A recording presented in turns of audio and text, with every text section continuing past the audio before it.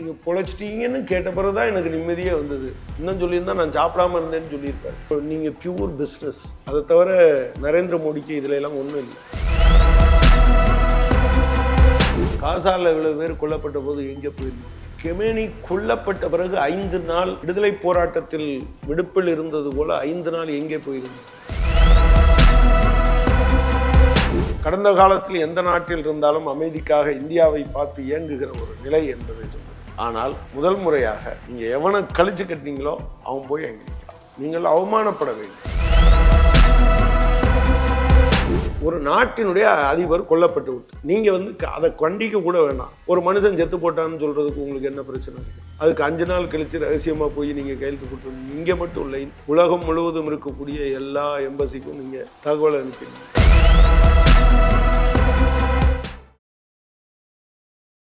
ஆச்சி மசாலா, எந்த சமையலும் ருசி தேடும் ரகசியம். 20 ரூபாய். ட்ரம்ப் மீதான துப்பாக்கி சூடு தலைப்புச் செய்தி. பிறகு அவரை கைது பண்ணுறாங்க. ஒரு பாதுகாப்பு எல்லாம் மீறி ஒரு சம்பவம் நடக்குது. அதெல்லாம் பார்க்குறீங்களா? எப்படி இருக்கு, என்னன்னு கவனிக்கிறீங்களா? கிராமத்தில் ஒரு பழமொழி சொல்லுவாங்க, கள்ளம் பெருசா காப்பாம் பெருசான்னு. எப்போதுமே அடிக்கணும்னு முடிவு பண்ணிட்டா, செக்யூரிட்டியை ப்ரீச் பண்ணணும்னு நினச்சிட்டா யாருக்கு வேணாலும் பண்ண முடியும். அது இந்திரா காந்திக்கும் பண்ண முடியும், ராஜீவ் காந்திக்கும் பண்ண முடியும், கென்னடிக்கும் பண்ண முடியும், அவருக்கும் பண்ண முடியும், எவருக்கு வேணாலும் பண்ண முடியுங்கிறதுக்கு ஒரு நல்ல உதாரணம் தான் அது. அதை தவிர அதில் வேற என்ன இருக்கு? கண்டனம் தெரிவிக்கிறார் நம்ம நாட்டுடைய பிரதமர் மோடி அவர்கள். இல்லை, இப்படி மிகப்பெரிய தவறு. ஜனநாயகத்தை எதிர்கொள்றதுக்கு வன்முறை தீர்வாகாது. வரி எப்போதுமே ஏணிக்கு ஒரு குத்து, தென்னை மரத்துக்கு ஒரு குத்து தானே. ஏணின்னா கோட்சையை கொண்டாடுகிறவர்களுக்கும் சாவர்கரை கொண்டாடுகிறவர்களுக்கும் எந்த கொலையையும் கண்டிப்பதற்கான தார்மீக உரிமை எதுவும் அவர்களுக்கு கிடையவே கிடையாது. நீங்க காசால இவ்வளவு பேர் கொல்லப்பட்ட போது எங்கே போயிருந்தீங்க? கெமேனி கொல்லப்பட்ட பிறகு 5 நாள் விடுதலை போராட்டத்தில் விடுப்பில் இருந்தது போல 5 நாள் எங்கே போயிருந்தீர்கள்? எனவே நீங்க பியூர் பிஸ்னஸ், அதை தவிர நரேந்திர மோடிக்கு இதுல எல்லாம் ஒன்றும் இல்லை. ஏங்க, ஒரு நாட்டினுடைய அதிபர் கொல்லப்பட்டு விட்டார். நீங்க அதை கண்டிக்க கூட வேண்டாம். ஒரு மனுஷன் செத்து போட்டான்னு சொல்றதுக்கு உங்களுக்கு என்ன பிரச்சனை இருக்கு? அதுக்கு 5 நாள் கழிச்சு ரகசியமா போய் நீங்க கையெழுத்து போட்டு நீங்க இங்க மட்டும் இல்லை, உலகம் முழுவதும் இருக்கக்கூடிய எல்லா எம்பசிக்கும் நீங்க தகவல் அனுப்பியிருந்தீங்க. எனவே நீங்க மனித உயிர், மனித கொலைகள், அதை பற்றியான எந்த மரியாதையும் இல்லாத ஒரு நபருடைய பேச்சு அது என்றுதான் நான் பார்க்குறேன். நீங்க குஜராத்தில் முதலமைச்சராக இருந்தபோது ஆயிரக்கணக்கான முஸ்லிம்கள் கொல்லப்பட்டார்களேன்னு ராய்ட்டர்ஸ் செய்தி கேட்டா நீங்க கார்ல போகும்போது எவ்வளவு பெரிய வன்மமும் வக்கிரமும் இருக்கிற ஒரு மனிதருடைய வாயிலிருந்து வருகிற வார்த்தை அது. எனவே நீங்க பொழைச்சிட்டீங்கன்னு கேட்ட பிறகுதான் எனக்கு நிம்மதியே வந்தது. இன்னும் சொல்லியிருந்தா நான் சாப்பிடாம இருந்தேன்னு சொல்லியிருப்பாரு. அவர் பேசுறதை விடுங்க, அவர் பேசியிருக்காரு. இந்த ஈரான், அமெரிக்கா, இஸ்ரேல் இந்த போர் பதற்றத்துல இந்திய அரசுடைய நிலைப்பாடு என்னவா இருக்கணும், என்னவா இருந்திருக்குன்னு நினைக்கிறேன்? நம்ம என்ன பண்ணிருக்கணும், என்ன பண்ணாம? எனக்கு பாகிஸ்தானே பெட்டரா பெர்ஃபார்ம் பண்ணியிருக்காங்க. அவங்க 2 பேரையும் கூப்பிட்டு பேச்சுவார்த்தை நடத்த முயற்சி பண்ணியிருக்காங்க. கடந்த காலத்தில் எந்த நாட்டில் இருந்தாலும் அமைதிக்காக இந்தியாவை பார்த்து இயங்குகிற ஒரு நிலை என்பது இருந்தது. இந்தியாவுடைய தலையீடு என்பதே அதுக்கு ஒரு முடிவுக்கு வரும் என்று நம்பிக்கை இருந்தது, அல்லது இந்தியா சின்சியராக முயற்சித்து கொண்டிருந்தது. ஆனால் முதல் முறையாக நீங்க எவனை கழிச்சு கட்டினீங்களோ அவன் போய் அங்கே நிற்கிறான். எஸ். அதுக்கு மேல அதுல சொல்றதுக்கு என்ன இருக்கு? நீங்கள் அவமானப்பட வேண்டும். காரணம், நீங்கள் எப்போதும் நியாயத்தின் பக்கம் நிற்கிற போது நீங்கள் கொல்லப்பட்டாலும் உங்கள் விழுமியங்கள் பேசிக்கொண்டே இருக்கும். நீங்கள் அநியாயத்தின் பக்கம் நின்னீங்கன்னு வச்சுக்கோங்க, நீங்க வெற்றி பெற்றாலும் உங்களை துச்சமாகத்தான் மதிப்பார்கள். நீங்கள் தோல்வி இருக்கிற போது எல்லாரும் மிதிச்சு மேலே ஏறி போயிட்டு இருப்பாங்க. இந்தியாவினுடைய வெளியுறவு கொள்கையில் ஏற்பட்ட சரிவு என்பது நம்முடைய அவமானம். தொடர்ந்து பெட்ரோல் கையிருப்பு, டீசல் பற்றாக்குறை ஒரு பெரிய அளவில் இந்தியாவில் எதிர்க்க நம்ம தயாரா இருக்கணும் அப்படின்னு சொல்றது உண்மைதானா? அப்படிதான் இருக்காங்க?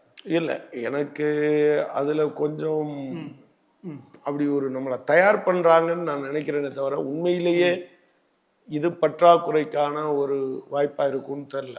ஏன்னா ஈரான் ரொம்ப ஃப்ளெக்சிபிளா இந்தியா மாதிரியான நாடுகளுக்கு ஒரு சலுகை காட்டிக்கிட்டு இருக்காங்க. அது இருக்கிற வரை இது ஒரு பிரச்சனையா இருக்காது. இன்னொன்று, அமெரிக்காவிடமிருந்து வருகிற கச்சா எண்ணெய் இருக்குல்ல, மோடி அவர்கள் மோடி அவர்களுக்கு தான் அவர் பெர்மிஷன் கொடுத்துட்டாரு, யாரு டொனால்ட் ட்ரம்ப். அதனால பிரச்சனை ஒன்றும் இருக்காது.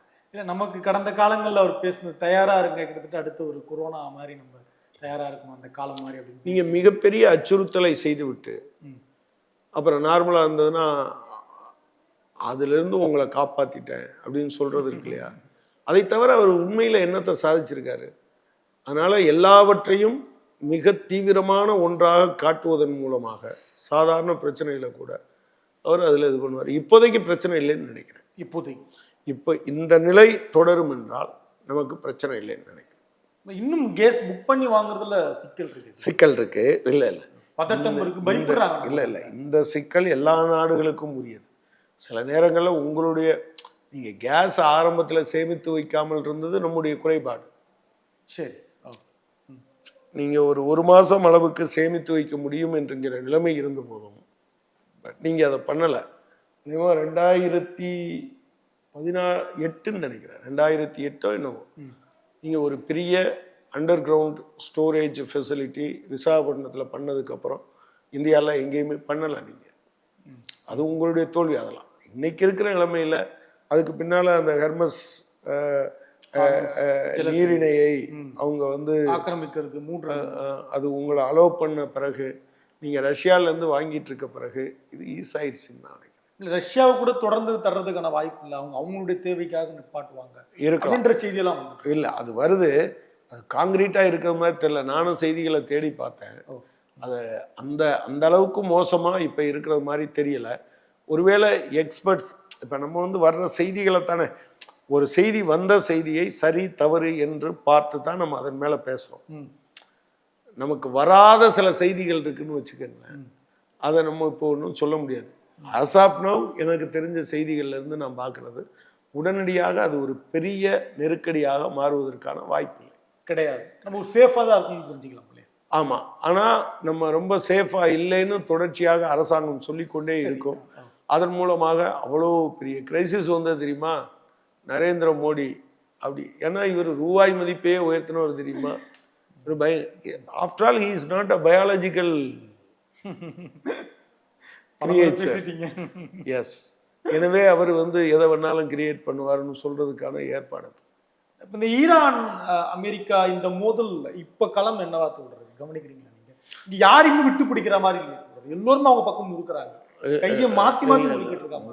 முறுக்குவதாக எல்லாரும் பாவலா செய்து கொண்டு இருக்கிறார்கள். ஆனால் எல்லோருக்கும் ரொம்ப மரியாதையா இந்த களத்துல இருந்து வெளியே வரணுங்கிற மனோநிலை இருக்கு. நேற்று பேசியிருக்காரு, அந்த பெட்ரோல் கச்சா எண்ணெய் எடுக்கிறதுக்கு வாய்ப்பே இருக்காது நான் நினைச்சேன் அப்படின்றாரு.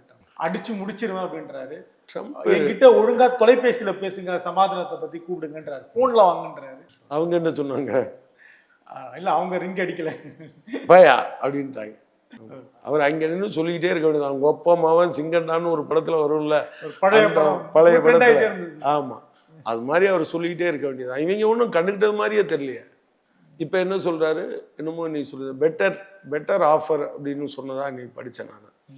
அதாவது ஈரான் இப்போ கொடுத்துருக்கிறது ஒரு நல்ல டீலுக்கான பெட்டர் ஆஃபர் அப்படின்னு சொல்லியிருக்காரு.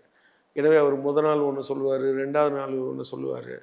அதுக்கெல்லாம் ஒன்றும் அர்த்தம் இல்லை. அதில் இதெல்லாம் இந்த கிரியேச்சர். நீங்கள் முதலாளித்துவம் எப்படி ஆட்களை கிரியேட் பண்ணுங்கிறது.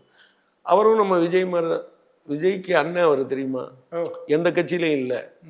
அப்புறம் அந்த கட்சியில் சேர்ந்து நான் கேண்டிடேட்டாக போட்டி போடுவேன்னு போட்டி போட்டு அதில் ஜெயிச்சிட்டாரு.